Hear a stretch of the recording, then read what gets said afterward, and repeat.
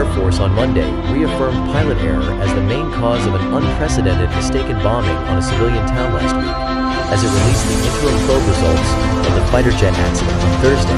2 kilometres minus 16 fighter jets dropped 8 500-pound Mk-82 bombs outside a training range in Pocheon, some 40 kilometers north of Seoul, during live fire drills, injuring 31 people, including 19 civilians.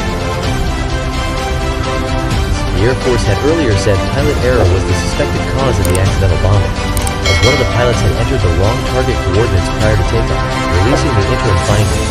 The Air Force said the target's latitude coordinates were incorrectly entered after the pilot of the first jet read them aloud for the second pilot to input into the computer system during preparations.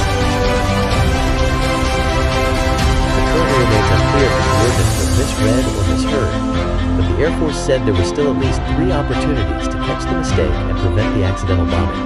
The pilot of the first aircraft should have double-checked the target at least 3 times throughout the process of the assignment, but did not do so, it said in a statement.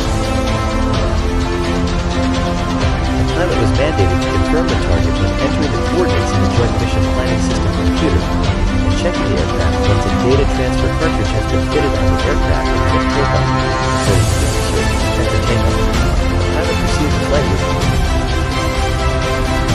It's slightly different compared with the typical training table, but went ahead with the bombing without verifying the coordinates in order to meet the target. Meanwhile, the second pilot separately entered the correct coordinates for his jet, but still proceeded with the bombing. The strike threat, the Air Force also attributed the accident to inadequate management and inspection procedures, saying specific instructions were not given to the pilot by superiors.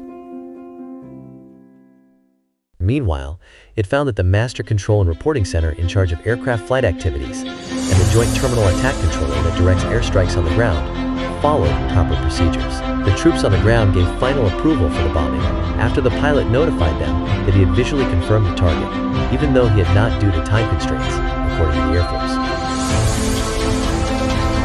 As part of preventive measures, the Air Force vowed to strengthen procedures to confirm target coordinates in live fire drills and overhaul its overall reporting system for abnormal situations. The Armed Service also announced plans to bolster the inspection of missions and strengthen safety training and live fire drills for all pilots. The Air Force, which should protect the lives and property of the people, inflicted harm on the people, Air Force Chief of Staff General Lee Young-soo said in a public apology.